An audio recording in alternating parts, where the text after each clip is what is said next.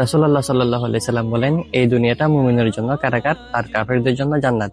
জান্নাতে যেমন মানুষ যেমন ইচ্ছা তেমন ভাবে চলতে পারে, ঠিক তেমনি ভাবে একজন কাফের এই দুনিয়াতে যেমন ইচ্ছা তেমন ভাবে চলতে পারে।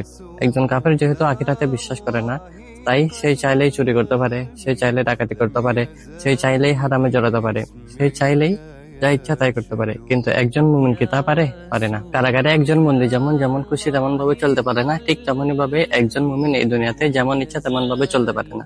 তাকে আল্লাহর বিধিবিধান মেনে এই দুনিয়াতে জীবনযাপন করতে হয়।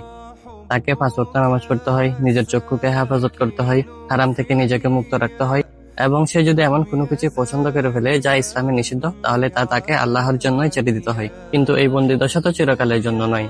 এই কারাগারে মেয়াদ শেষ হলে একজন কয়েদি যেমন আসল স্বাধীনতার সুখ উপভোগ করে, ঠিক তেমনি ভাবে এই 60 থেকে 70 বছরের সংক্ষিপ্ত জীবনটা শেষ হলেই একজন মুমিনের আসল জান্নাতের শুরু, যেখানে নেই কোনো দুঃখ, নেই কোনো কষ্ট এবং নেই কোনো নিষেধ।